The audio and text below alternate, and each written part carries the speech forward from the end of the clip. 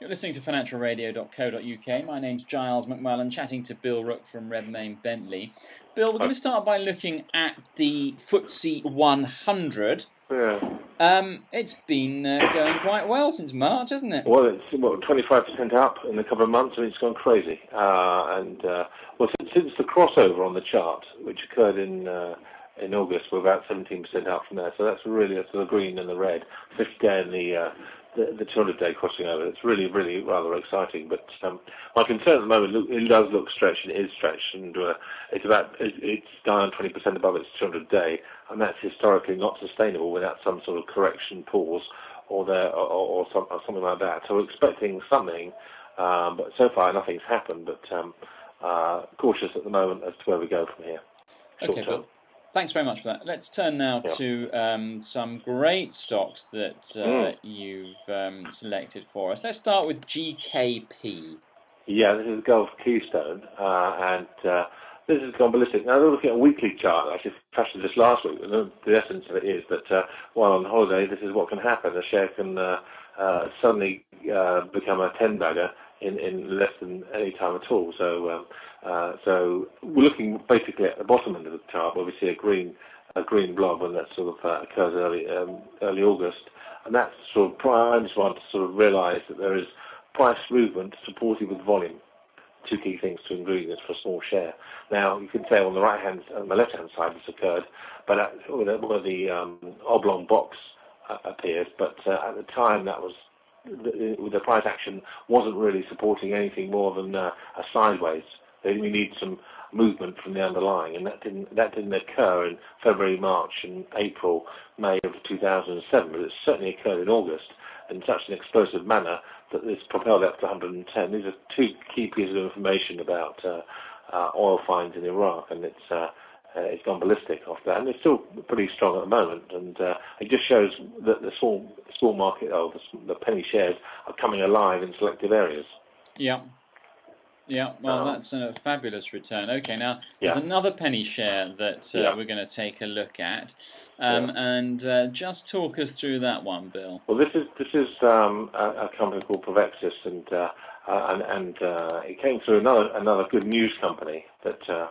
A standstill start of tuppence, hitting nearly 20 pence. Now, as I mentioned earlier about the volume part of it, also this sort of particular chart is based on Leon Wilson's studies on RSI, and we're looking primarily before we look at a share to buy here, it has to be overbought, and this is what the green is also telling us, that it's overbought in a bullish range with high volume. And this one took off in May, didn't go very far.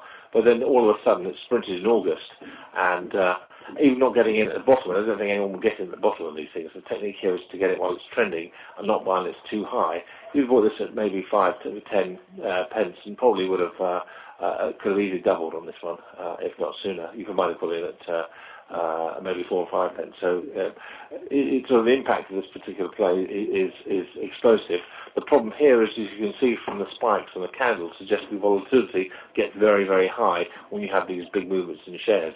And you can see that afterwards, a couple of weeks after, because it's a weekly candle there, we touched sort of a range of between 10 and 3 pence in 1 week. So this is the problem. You mustn't get in too late when you trade these things. They are dangerous if you're not knowing what you're doing here. And getting in late on any of these sort of situations can be very painful, and financially it can actually deter you from looking at these things again. But getting in early is the key here. But this particular company, it got an approval on a drug sort of supporting a dietary requirement for Crohn's disease, and it's responded extraordinarily well on the back of that news. And there still might be more fizz in this chart, but we're waiting to see how this goes from here, really. Okay, Bill, great stuff. Now, finally, let's look at gold. Talk us through this chart. Well, we're looking at gold generally, and gold it's a tricky play because it's in dollars, and underlying gold is not as exciting as perhaps the gold miners are, certainly in this market environment. And I think gold miners using the K ratio is a very interesting play. With the K ratio, it's basically we're looking at the mining sector divided by the underlying gold price, and this is exactly what we're looking at here.